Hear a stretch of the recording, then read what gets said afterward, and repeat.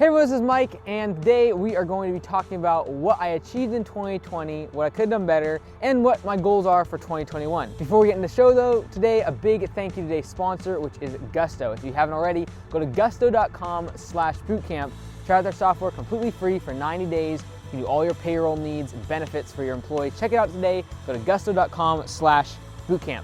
Now right now we're at the Bellingham location here at Augusta Lawn Care, and I wanted to kind of just take you a little bit of a tour around. It's actually Christmas Eve, and wanted to kind of show you what 2020 has kind of been for me in all the businesses, and obviously it's been crazy for everyone, whether it be the pandemic, election season, like just a whole bunch of craziness has happened. But let me kind of walk you through each of the businesses, what was kind of some of the main takeaways and things that we accomplished in 2020, and then what some of our goals are for 2021. So first off, Anytime Fitness, that's the gym that I own. As most of you know, I purchased that mostly to learn the process of how they did their franchise system, and so we could use that and implement it at Augusta Lawn Care. So for the gym in 2020, obviously we had the big COVID shutdown. We were closed down for like 3 solid months.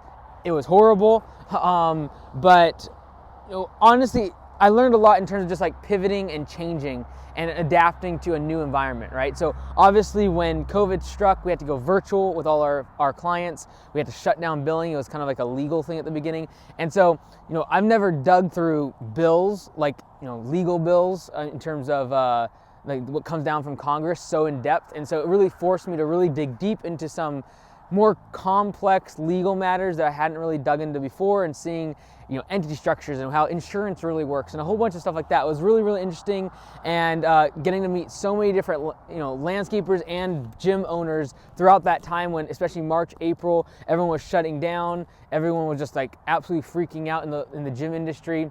So really, really good experience. And 2021, our goal is kind of changing the focus of the gym to really be more about training and really focusing on high ticket sales that are $300-400 a month per customer instead of $40-50 a month for a gym membership. And so the reason for that is because in 2020, like, our gym membership count went down like 25-30%, which stinks. However, we almost tripled our training revenue. And so really focusing on that is going to be the goal for 2021. And I feel like the gym industry as a whole is going to get completely disrupted by Peloton, by Apple's fitness thing that they're rolling out with software. So our ability to change and adapt is so important. I feel like this is important for any industry, whether it be fitness, landscaping, retail. You've seen the massive change in retail over the course of the past 8-9 months. And I think, like, when it comes to in-person buying, the thing that's going to allow the in-person retail store or in-person experience to win and actually survive even is going to be experiential shopping. So instead of going to Amazon, where it's more convenient, faster, maybe cheaper, better customer service, whatever it might be, if you're gonna have an in-person, like a brick and mortar shop, a gym, any sort of retail space, you need to make it where there's value in actually experiencing something. And so we try to make the gym more of an experiential place where people come not just to work out, but also have community, have that environment where they feel encouragement and they feel like they're part of something. That's something that they cannot get as good on virtual or via technology. That's something that we can offer as our unique selling proposition, you might say, or what kind of sets us apart from those other options that are really honestly going to completely change the industry and wipe out a lot of our competitors. And so the gym was a big learning experience. It was overall, I'm lucky to be surviving through COVID with the gym. In terms of Augusta, so for 2020, we got a little over 30 locations, about 33 locations. And what was really exciting to me is the fact that during the same time that we went up to 30 locations plus, Grounds Guys and US Lawns, kind of our main competitors in the franchise industry, they declined by a total of 50 locations. So I'm like super happy that they are failing, but more just really happy with our team and just kind of proven that we were able to grow during this time instead of decline in terms of number of locations. So very, very happy about that. I'm very confident in the fact that we run a very efficient model in terms of the franchise, and we can service our franchisees better and at a much, much lower cost than any of the other competitors in terms of franchising. So whether it be Grounds Guys, US Lawns, Spring Green, all of them, I'm very confident that we are much more efficient and extremely lean compared to the way that they service their franchisees, and the cost that it takes us to service our franchisees is significantly lower and, in my opinion, higher quality, and can continue getting better as we continue going forward. So very, very happy about that in 2020. I feel like in 2020 our management team at Augusta really solidified. So whether it be the local shop here or command center or just the people that I really lean on as my direct reports, we really solidified in 2020, started having more managers only meetings and just kind of staying as a cohesive unit in terms of just the management. So I really feel like that was a very positive thing.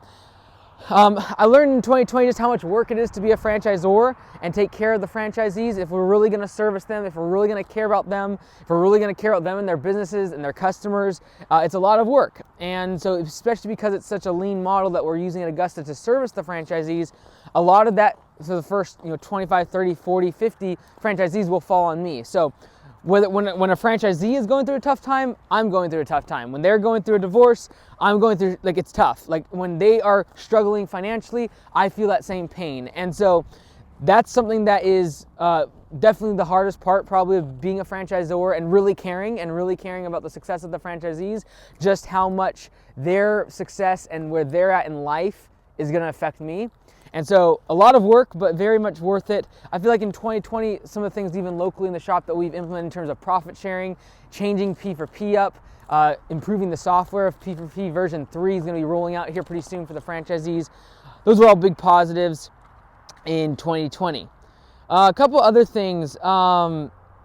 Nick in 2020 started his franchise down in Marysville.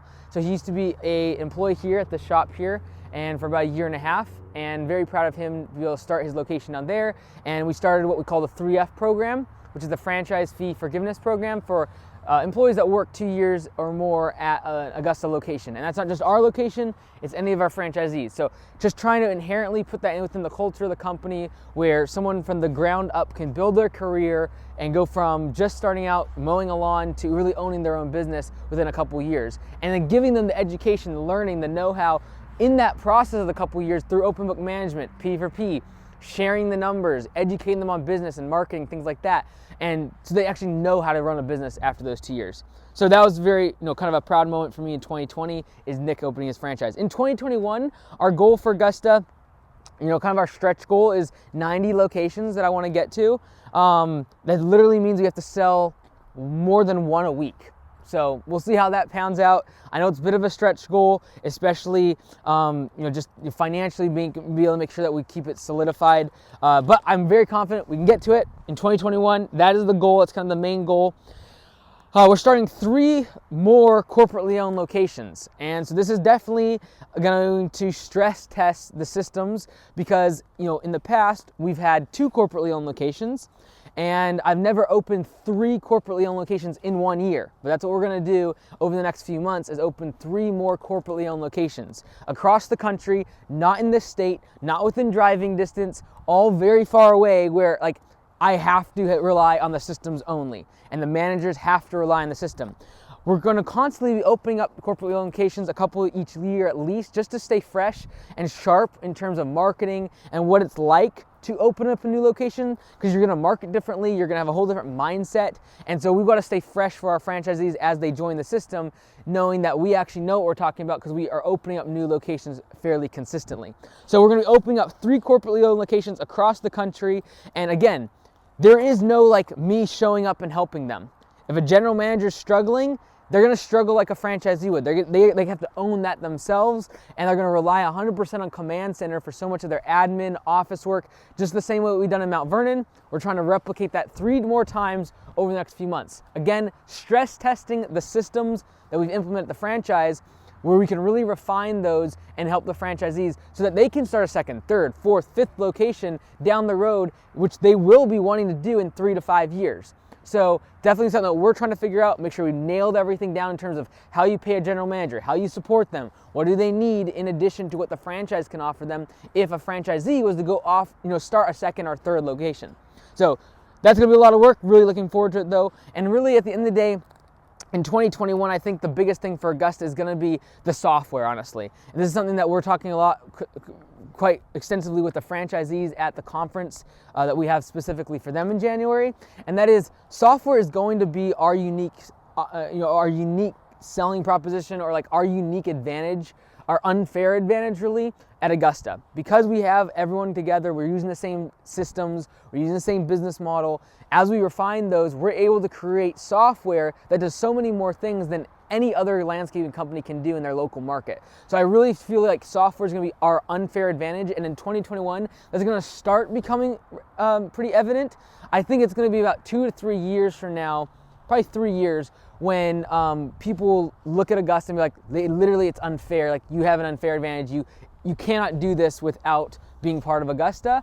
And I feel like what kind of is unique about Landscape Business Course and what I do is the fact that, honestly, at the end of the day, everyone watching this, I'm going to be your competitor at some point through Augusta, right? Like, that is the unique thing about this. And so I share as much as I can in terms of systems and what we're doing, but obviously the software and the things that we're developing on the back end for the franchisees is something we hold pretty tight to ourselves. And I really feel like I said, in 2 to 3 years, that software is going to give our franchisees such an unfair advantage against the competition to make us more efficient, make our labor more efficient, attract better people. And so I feel like 2021 is the start of what we're trying to do with software, and we have several different projects that we're starting to get underway now. All right, real estate and stocks. So again, this is kind of for me personally. In 2020, we purchased 8 different units, and all of them were 3-bedroom, 2-bath. All 8 of them were 3-bedroom, 2-bath. I invested quite heavily in the stock market in 2020, and I've always played with the stock market, but I've never been a long-term investor. What happened though in spring when the market crashed, and then I saw the government step in with junk bonds and just one buy up and basically save the market, I knew that it would lead to a huge rebound, especially with the amount of money that was being pumped into the system through stimulus. And so I jumped in full board. I literally took out lines of credit. I took HELOCs. I took all the money that I had basically and poured it in the stock market. And so that's what's really allowed us to start even the 3 corporately owned locations. All of that's debt free. We were able to pay off everything in terms of equipment debt, everything. Like, there's no debt on the business. And that's only because of what we were able to do in the spring. Really just went all in on the stock market for a few months, and then really over the course of 2020, though, changing from much more risky kind of transaction in companies to really just focusing on companies that had solid balance sheets, had consistent cash flows, and were value-based business. And when you hear value versus growth stocks, what that means is that the way that a growth stock is valued, or people purchase it at a certain price, if it is a growth stock, it means you're buying the growth. You're buying what's in the future. Whereas a value stock, you're buying it based upon the PE ratio, the price to earnings ratio, which is usually tried and true, and it's going to consistently be that way. And it's not like you're buying that stock based upon future growth or future projections or what the company could potentially do. So over the course of the year, I've taken the money from the stock in the stock market and used it for starting the new locations, but I've also moved it towards just much more stable investments, companies like Adobe, Salesforce, Apple, Amazon, these companies that are much more tried and true. They have solid balance sheets, and you're not trading for tomorrow's dollars. You are trading based upon the value and what their price to earnings ratio is, just much more fundamentals of stock market trading.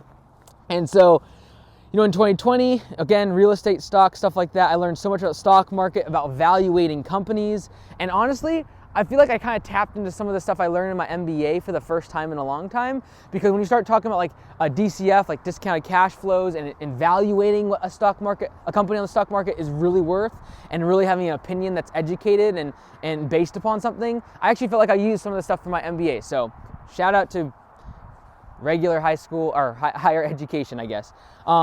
In 2021, in terms of real estate and stocks, I don't really plan on doing a whole lot in real estate. I feel like I wanted to get I felt like there's some really good deals in 2020 when the whole pandemic was going on, was able to buy into those, the kind of dip there, and then now they've just taken off.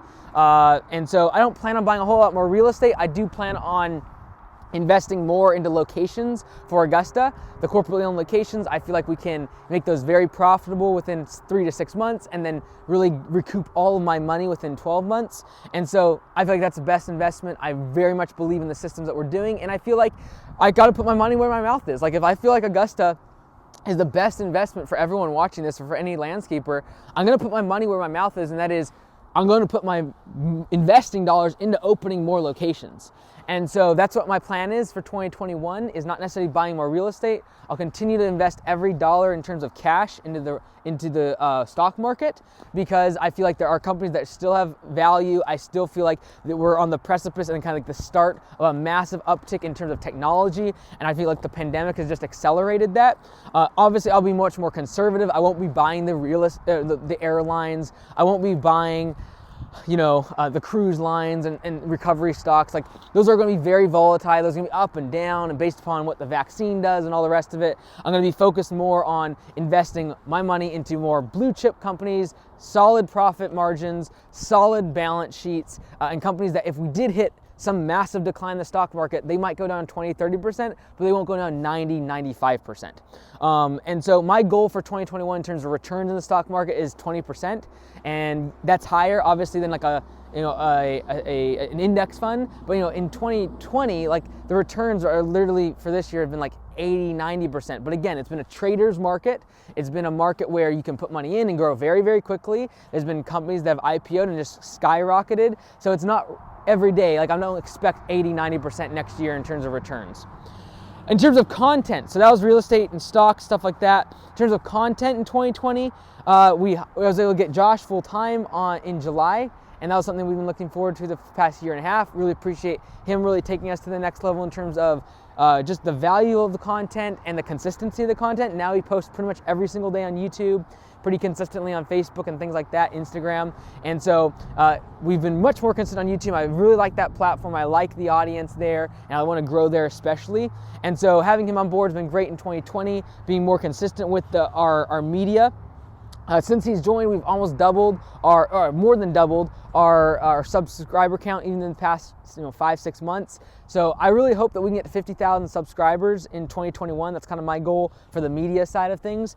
And then in 2020, we launched Lawn Care Web Design. LawnCareWebDesign.com is where we design websites for landscaping and lawn care companies. And so we were able to launch that and have quite a few of you join that. I really appreciate that. And we're able on I'll just be really honest, like every single month we make about $150 per month per person that is on the Lawn Care Web Design. I'm part of that. It takes us about a year to recoup the cost of building your website, because we don't charge an initial fee. And so that money that we make every month from that, we're able to put into the media, whether that be equipment, whether that be getting Josh. And in 2021, like I said, I want 50,000 subs on YouTube. I want to be able to take the money that we do make from the content, whether it be landscape business course, lawn care web design, etc., and just create better content. And I feel like eventually that might mean us hiring another person, or even if we give the editing side of the video content creation to farm that out to a freelancer, and then have Josh more focusing on the creation and getting more creative with what we're doing and how we set things up and kind of production instead of post-production. But that'd be something that I'd be very much open to in 2021, is just being able to invest more into the content for all of you. Our goal is to create as much free content for the industry, and then the stuff that's paid is what kind of pays the bills and allows us to expand and continue offering that to everyone in the industry. In 2021, we're going to finish the MBA for Entrepreneurs course. Link is in the description, and so many of you have already purchased that. I really appreciate that. It's a course that I am trying to build over the next several months that really tries to encompass everything that I learned in the MBA course when I was in my business school, and just take what's relevant for entrepreneurs. And so, for example, like right now we just finished module 5. There's about 13 or 14 modules that will eventually be up on the course. Module 6 is the one that's going to be probably the best. It's going to take me a while to record these ones, because it's everything to do with numbers. So this is balance sheet. This is profit and loss statements, cash flows, like a statement of cash flows, all of your income statements, how to balance certain things out. So a lot of the stuff that I learned in my MBA course was good, but it was good for like large companies, stock trade, on the stock market, like big corporations, and less for like the small business, the entrepreneur. And so my goal is for this course is to be able to share with business owners what they need to know for their small business, whether it be from taxes, whether it be entity structure and law, knowing your numbers, and not just like knowing ratios and things. Those are really important, but even like balance sheet, P&L, things that you would otherwise just give to your accountant, and maybe you still give them to your accountant or bookkeeper to do, but just that you can be educated and be able to have a discussion with them about certain things in your business and know what they're talking about. Know what they're talking about when they talk about LLC versus an S Corp and what the differences are. These are all things that we need to know as small business owners, but I don't feel you need to go to a 2-year program in a business school and spend $50,000. I don't think that's worth it. So MBA course is something that we will finish in 2021 and looking forward to that. Last but not least, personal. So in 2020, I learned a lot. I learned I need to delegate a lot more.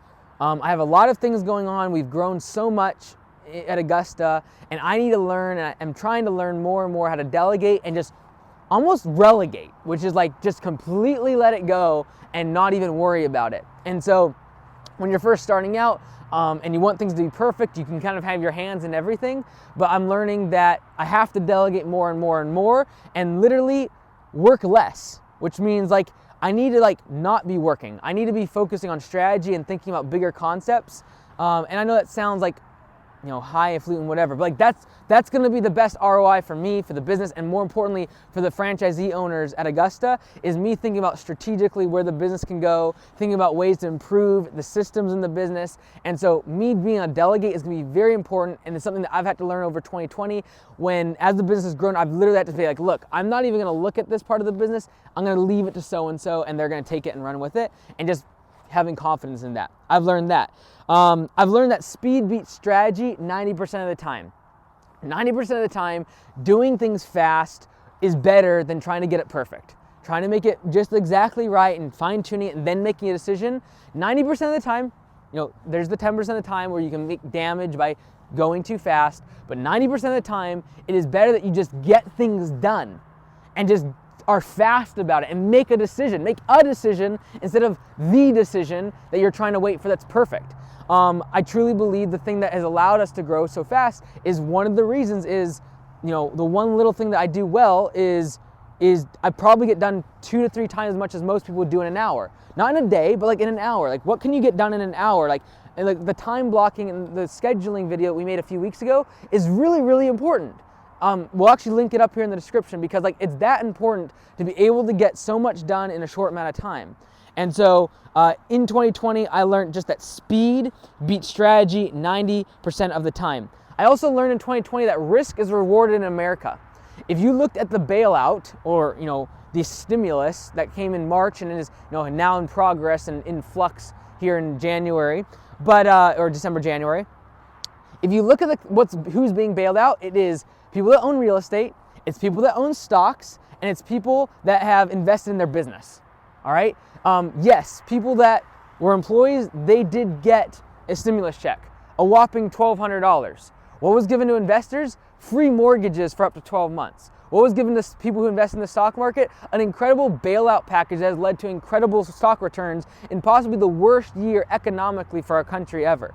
What happened to people that invest in their business? They were given the PPP. They were given the EIDL. And a lot of it was granted. A lot of it was forgiven.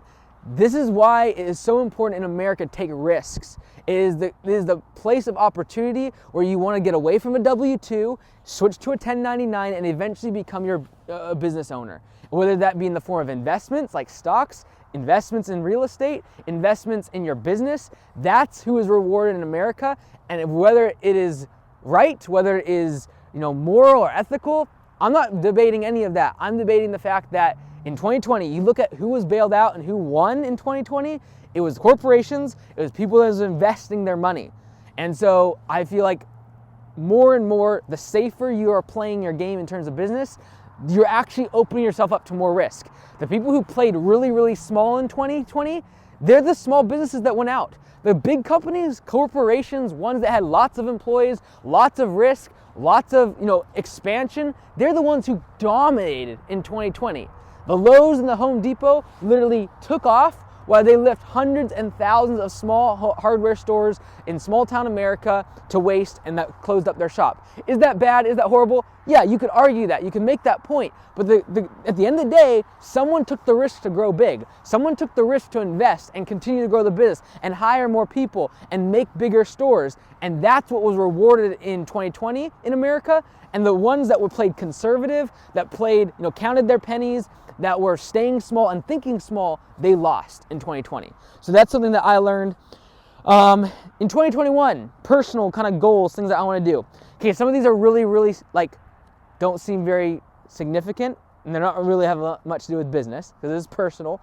But I haven't done this yet, and that is I will take a day, usually at the end of December or the beginning of January, where literally all I do is these goals. I kind of jotted these down a lot faster, but what I will do is take each of the things I talked about and write out about a page by hand, just on paper, exactly how it's going to look, how it's going to happen, when it's going to happen, why it needs to happen, and each of these goals I get really specific about. But in terms of the personal ones, these are a little bit more, flaky, but these are things that I want to do in 2021. For example, I've always dreamed of having a hot tub and an ice bath, and I want to have both of them.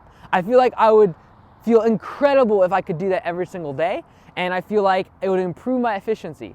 I feel like I could, if I could just right now, if I can work out and pray every day, I say I can do everything. I feel like if I could do an ice bath and a hot tub and all those things, I think I could be invincible. So I'd really like to get an ice tub and a hot bath, or a hot bath and hot bath. I just want like a hot tub, okay, and an ice bath. I haven't figured out the logistics of that, but I would love to do that in 2021. I would also like to get a personal vehicle.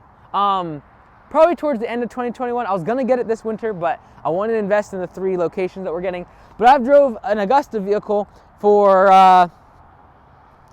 7, 8 years now, and it's nice, but everyone knows where I'm at all the time. You can't go incognito anywhere. You can't speed. You can't tailgate. You can't do anything that's illegal, which I don't want to do illegal things, but it is nice to go a little faster than the speed limit occasionally. And when someone cuts you off, I like to, tailgate them a little bit. And so I'd like to get my own car. So that's kind of a goal. I don't need anything fancy. I don't need like a $100,000 car. I don't need a sports car, but I just want like a Honda Accord. That's like my goal car, all right? So I want to get a newer car that's newish, and is my own, and doesn't have Augusta written all over it. What other stuff? In 2021, I want to keep my goal target, my goal weight target, 140 pounds or under. I don't fluctuate a whole lot. I just try to stay around 139, 140. Exercise, prayer, and then the last one that I gotta really work on in 2021 is I gotta stop eating late at night. It kills me. It makes me not sleep as good. It makes me not sleep as much. And I do it because I get hungry at like 11 or 12, but if I eat, I'll stay up all night, and it's not good.